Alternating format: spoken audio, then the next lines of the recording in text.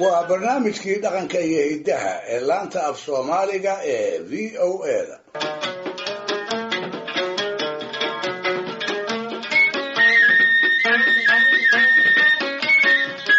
dhegaystayaal Soomaalida mahmahdeeda waxaa ka mid ah nin gardarani ma guulaysto ama siday reer Mudug u yiraahdaan gardaraa ma guulaysto. waxaa kale ku mahmaahdaa walaalka gardaro looguma garbayeelo. labadaas mahmaahoodba waxay iftiiminayaan qayb ka mid ah arrimo Soomaalidii bixisay ay waayo aragnimadeeda ku hubsatay, rumbiya kama dhibcaana ay u qaadatay, dabadeedna xusuus wadareedeeda iyo hiddaheeda dadweyne ay ku diiwaanisay. hiddaha dadweyne ayay mahmaahdu ka mid tahay, waxaana la too ah sheeko xariirada oo iyadana hal abuuradii hore ee Soomaaliyeed ay culin jireen, iyaga oo maaweene ka sokow uga dan lahaa in carruurta iyo dhallinyaradu ay ku bartaan waxyaabihii ay bulshadoodu rumaysnayd iyo guud ahaan dabeecadaha kuwii la wanaagsanaa iyo qaarkii la xumaa. dabeecadahaas oo tiro badanaana uu aadanuhu ka siman yahay ayay gardarradu ka mid tahay. sida ka muuqata labadii mahmaahood ee aan hormariyeyna waxaa ka dhaadhacsanayd aaya xumi inuu u dambeeyo qofka dadka ku gardarooda.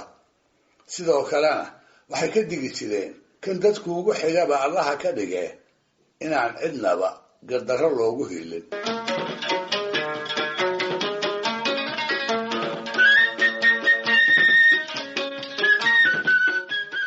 waxaa haddaba jirta sheeko xariiro ay ku tusaaleeyeen aaya xumida gardarrada iyo guuldarrada ku lamaansan. sheeko xariiro sida kuwa lamidka ah mala awaala, hase ahaatee wax ku qaadasho mudan. waxaa la yidhi waabaa waxaa hal wada lahaa libaax, jilbis, dab, biyo, lilaahi iyo laqdabo. lixdooda mid waliba waxbuu hasha ka celin jiray, si fiicanna way u wada dhaqaalaysan jireen. maxaa yeelay keligeed bay xoolo ka lahaayeen. libaaxu wuxuu ku qaybsanaa in dugaagga uu ka ilaaliyo oo aanay soo agmarin, jilbiskuna halaqa oo dhan inuu ka hor joogsado. dabka waxay hawshiisu ahayd inaysan hashu doog iyo diraac toona dhaxamoon, biyuhuna inay haraadka u diidaan oo marnaba aysan oon iska dareemin. laqdabo waxay ku qaybsanayd wixii col ah oo soo hungureeya inay ku tiraahdo hasha boqor baa leh, haddaad u soo dhowaataanna waa laydin xirxirayaa, dabadeedna waa laydin laynayaa. markaas baa laga wada leexan jiray. lilaahi iyaduna caanaha intay ka listo ayay lixdooda u qaybin jirtay, iyadoon u kala badin. shilinta, gafanaha iyo takartana way ka guri jirtay.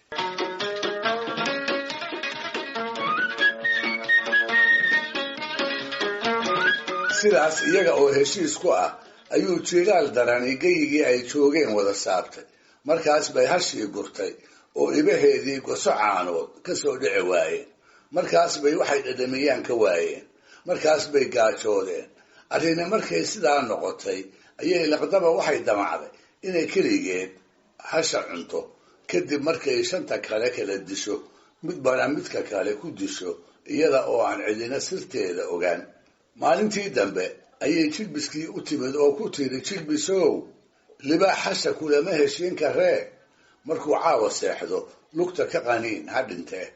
markaas buu yidhi, igu hallee, waxaan kaa ballan qaadayaa inuu caawa afka kala jiido. goortii la seexday oo ay fiid noqotay ayuu libaaxii faysha damba goostay. markaas baan lala soo rogin, markiibana wuu qurbaxay. labadii u heshiiyey mooyaane intii kalaa tiri, allaha u naxariisto jaalkayagii hasha dugaagga nooga celin jiray, iyagoo u haysta inaan meel kale laga gaadhine ay tii alla u timid. laqdabo waxay haddana u timid jilbiskii oo ku tiri, warhoo jilbisow, roob baa soo socdee, orod burkaas cawska ah jirso. intuu isa sii daayey ayuu burkii hoosta ka galay, isagoo ka mahadnaqaaya digniintii ay siisay. markaas bay inta dabkii u tagtay ku tiri, dabow, jilbiskii wakaa burkaas ku jiree, ku gub aan inteena kale hasha ku cidlaysanne. isagiina taladaas wuu ka yeelay oo kiioo warmooga ah ayuu burkii ku gubay. ayaan dambe ayay laqdaba biyihii u timid oo ku tiri, biyow, jeer dabbaktiyo gaajo ka bixi mayno, idinkaana seexin kara. haddana waa kulul yahayoo lama heshiin karee, seexiya oo baktiya. biyo dabkii oo iska ololaya bay ku soo rogmadeen oo seexiyeen. markay dabka sidaas u galayeenna biyuhu waxay islahaayeen hilbo badan baad hasha ka heli doontaanoo wixii ay laqdaba u sheegtay bay aad u rumaysnaayeen. laqdabo intaas kuma ay joogsanine lilaahi iyo biyihii ayay isugu yeedhay iyadoo rabta in labadoodana la waayo. waad arkaysaanoo ilaah mahadii annaga ayaa hashii u haraye biyow togaas qaada annana hashaan soo kaxaynaynaaye. taladaasna biyihii ogol bay yidhaahdeen. goortay biyihii qulquleen oo togii ku dhaceen bay iscelin waayeen. maalintaas baana ugu dambaysay hashii ay wax ku lahaayeen. labadii kale ayaa hashii ku soo haray. markaas bay laqdabo hashii dib ka shuqaysay si ay midda kale ugu baabacayso. cabbaar kadibna waxay tidhi lilaahi hasha garqaad gadaal baan ka soo eryayahay. lilaahidiina markay hoggaankii midigta ku dhigtay bay hashii jeeyaha ulkala dhacday. markaas bay inta haraati isla kala jiiday laqdabo beerka goysay. halkaas bay laqdaba ku ruux weyday. lilaahina ay hashii ugu hartay.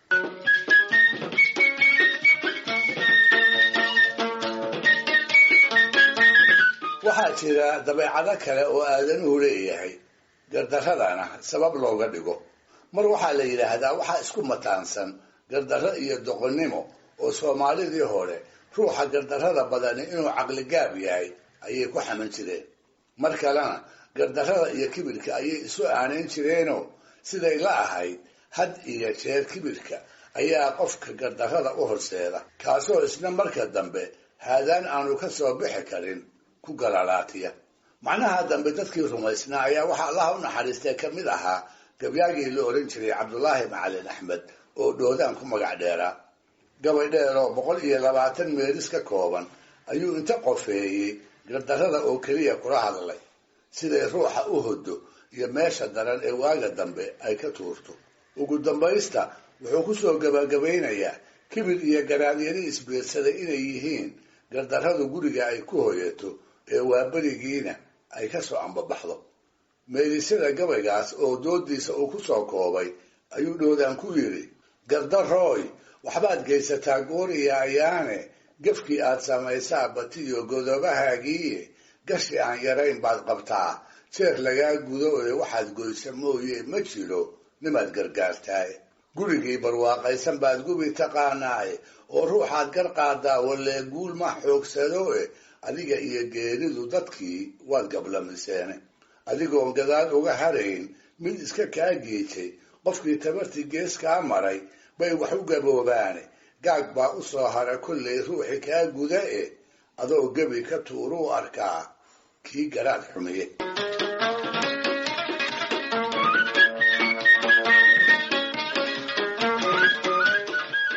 cismaan aadan oo allah u naxariistay cismaan askari loo yiqiinay waa kii isaguna heestiisii geeshka iyagoo guulaysta ku daray meelis uu ku soo qaaday gardarrada iyo guuldarrada ku laran.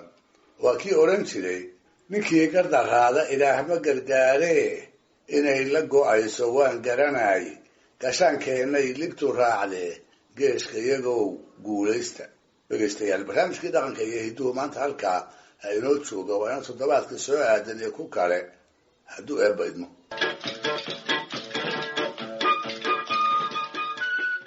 mahadsanid axmed farax cali idaaja.